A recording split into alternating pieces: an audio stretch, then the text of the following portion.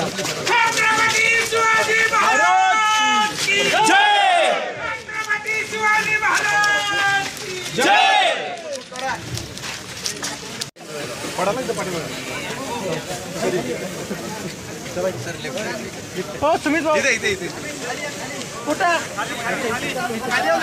खाली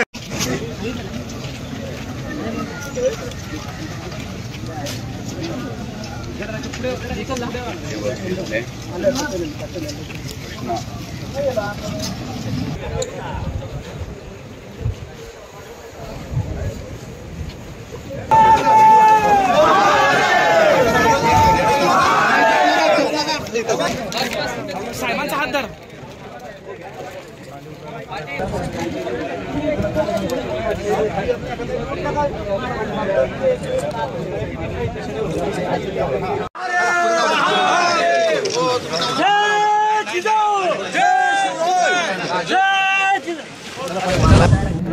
तो जो स्मारक छत्रपती शिवरायांचा जो पुतळा आहे तो त्याच्यात काही मिलावट आहे त्या पुतळ्यामध्ये, म्हणजे फायबरची ब्रॉन्झ ते नसून त्याच्यामुळे काय असं म्हणजे शंका व्यक्त केली। आता ते सरकारनं बघितलं पाहिजे ते खरं आहे का कसं आहे। दुसरं त्यांचं एक असं म्हणणं आहे की पश्चिमेकडून वारा येतो,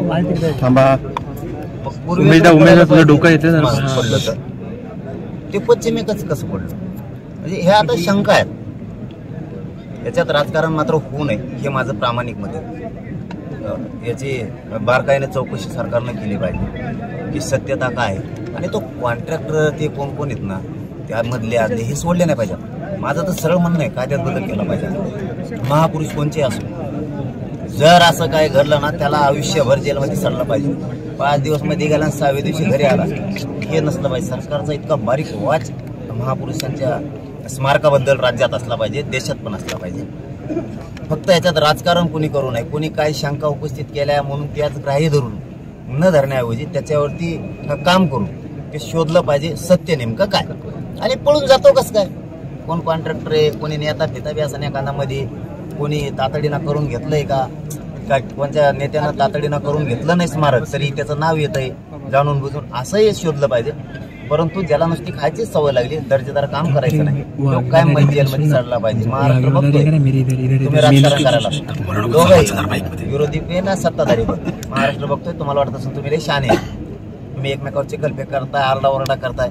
छत्रपतींच्या जीवावरती कोणीही राजकारण करू नका, नसता जनता तुमचा कार्यक्रम लावणार आहे, आता सोडणार नाही, कारण तुम्ही उघडे पडायला। राजरत्न डॉक्टर झालेला राडाने राजकारण याच्याबद्दल म्हणजे तुम्ही काही घोषणा येताना पण कार्यकर्त्यांना सांगितलं की राजकीय घोषणा किंवा समाजाच्या घोषणा कोणत्याही द्यायच्या नाहीयेत, तर राडाने आता हे सगळं गणित त्याच्यावरती काय प्रतिक्रिया तुमची? आम्ही जनतेचं दैनंदिन जीवनातलं अडीअडचणी जाणणारे लोक त्याच्यामुळे आम्हाला इथं घोषणा द्यायच्या नाही का म्हणून आम्ही सांगताना सांगितलं इथं कुठल्याही घोषणा द्यायच्या नाहीत, ना राजकारणाच्या नाही, ना कोणच्या नाही, ना कोणच्या नाही। छत्रपती शिवरायांच्या बद्दल त्यांचं दे ते फक्त खुर्च्या मिळवण्यासाठी, म्हणजे कोणी असो असो सत्ताधारी असो, फक्त छत्रपतींचा वापर यांना सत्तेसाठी करायचा आहे। यांना दुःखच नाहीये, यांना जर दुःख असतं, यांच्या जर भावना दुखावल्या असत्या, यांना जर अपमान वाटला असता तर यांनी राडे नसते केले, याच्या मुळाशी गेले असते आणि पुन्हा हे काम सुरू करण्यासाठी सरकारकडे लावून धरलं असतं।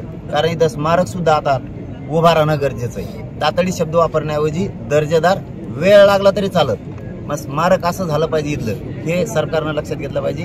हे प्रचंड मोठं परंतु ते टिकाऊ राजरत्न आंबेडकर शब्द असतील त्यांचे, मला या जागेवर तर राजकारण डॉक्टर राजरत्न आंबेडकर आपल्या सोबत आहेत, काय नेमकी चर्चा झाली? आपण पुतळा पाहणी करत होतो एकत्रित? नाही, इथं कशी चर्चा होईल, ते संदर्भ इथं नको जोडायला। ते म्हणले मला यायचं म्हणजे चला आपल्याला सरळ असतंय, त्याला म्हणले जाऊ इथं येणं म्हणजे हे बघा या देशातल्या प्रत्येक माणसाच्या भावना दाखवल्या। इथं राजकीय चर्चा आमची काही होऊ शकत नाही ना, तो काही विषय पण नाही। ते माणूस आहे, मी माणूस आहे, आम्हाला दोघांना दुःख झालं, असंच राज्याला देशात झालं, सगळे येत आहेत। पाटील, राजकीय म्हणजे लोक जे म्हणतात आत्ताचा जो प्रश्न होता डबल मी रिपीट विचारतोय, वाईटातून चांगलं होईल म्हणजे वाईट करण्याचाच हेतू राजकीय म्हणजे पुढाऱ्यांचा होता का? शोध होईल, मला परत तिथंच येतोय विषय, मला याच्यात फक्त राजकारण नाही करायचं। आले असते आज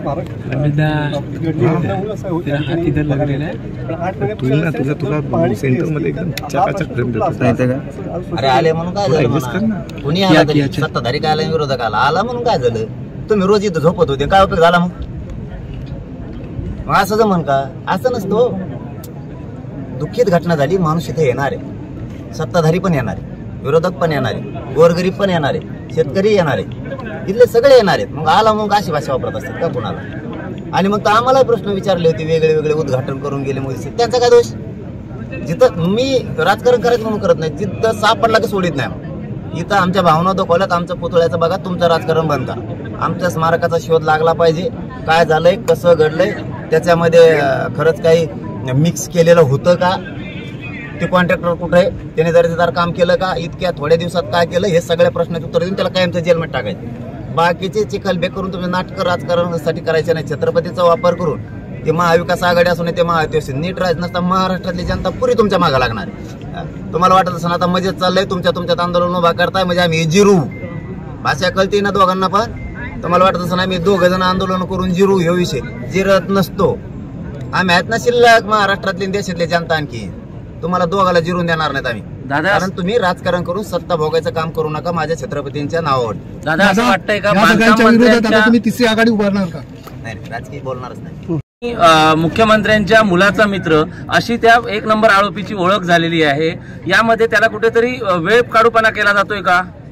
तो पंतप्रधानाचा पाहुणा असला तरी जेलला कायमचा सडला पाहिजे, एवढं जनतेला माहिती.